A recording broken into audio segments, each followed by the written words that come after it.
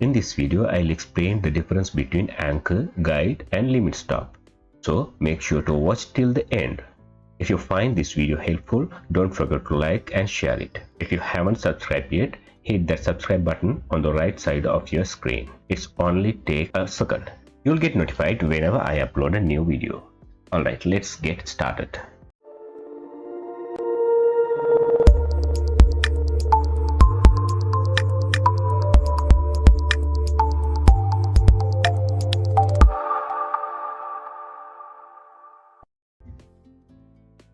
Let's take a look at this piping isometric drawing. In this drawing, you can see different types of pipe support placed at specified point.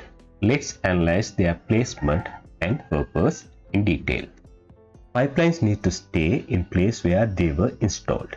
But as you know, when the temperature changes, pipes and its fittings expand and contract. That's why we need extra support to make sure everything stays in place. Supports like guides, limit stop and anchor plays a key role in keeping the pipe steady during operation. They control excessive movement and ensure the pipeline stay where it should. Each of these supports has its own specific function and I'll explain them in detail.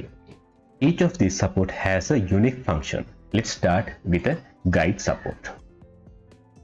The guide's main job is to allow movement in one direction along the length of the pipe while preventing sideways movement. This ensures the pipe can expand or contract along its axis. Guides are essential for the proper functioning of expansion slope as they help maintain the pipeline's alignment on the rack. In this sketch here, you can see two types of guides. For example, this one stops the pipe from moving in this direction but allows movement in the other direction along the axis. Restrict sideways movements in this support, right?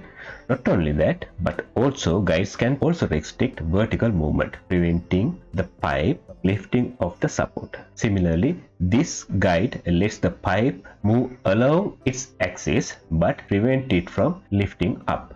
Now let's see places where guide supports can be placed. On straight sections, near expansion loops, at bend and elbows, on pipe racks near equipments. These supports are all about keeping the pipeline in place while letting it handle heat and operational forces. Next we have limit stop support, also known as the line stop support. Its purpose is to prevent excessive movement of the pipeline along its length, unlike the guide which allows free axial movement.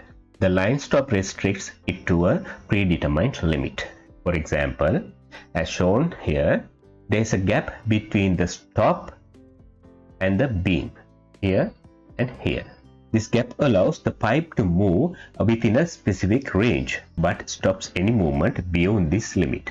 So when the pipeline expands and hits the stop, it won't allow any further expansion beyond the set limit. It means allows limited axial movements. Let's see where limit stops are typically used. Near equipment, at bends, at transitions, in hot areas and end of a pipe. They are all about keeping the pipe stable and under control. Now let's talk about the anchor. As the name suggests, an anchor completely restricts all type of movements, both axial and vertical or lateral at a specific point. In this sketch, you can see that both the primary and secondary support are welded to ensure the pipe doesn't move. The primary support is directly welded to the pipeline, while the secondary support provides the base for the primary support. Together, they complete stop any movement, ensuring the pipe stays fixed in place without any movement in any direction. Most of the time, here where anchor supports are used. At fixed point for thermal expansion, near valves and equipments, entering or exiting structure in long pipe runs. Now let's summarize everything we have covered. Pipe guide. Pipe guide allows free axial movement of the pipeline. Limit stop or line stop allows limited movement within a predefined range. Anchor completely restricts all movements. Let's have a look at this piping isometric drawing again. You can see the different types of pipe supports placed at specific points. There are plenty of software tools out for piping support design, stress analysis, and support placement. Here's a quick breakdown. If you are going to do stress analysis, you can use Caesar 2, AutoPipe, or Pro 2. For structure support design, SAP 2000 or Stat Pro is good. Smaller projects like 3D modeling, designing, SolidWorks or AutoCAD Plant 3D is best. For process simulation, AspenTech Pipes works great. These tools make it easier to design and optimize your piping support systems efficiently.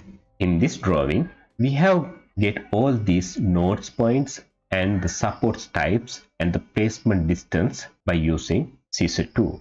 Now you can get a clear idea about these anchor supports and simple support, and here is a guide support, and you can see where it has placed. That's the end of the video. For more information, visit my YouTube channel at LAS Lanka. Don't forget to subscribe, like and share this video with your friends. See you in the next video. Goodbye and take care.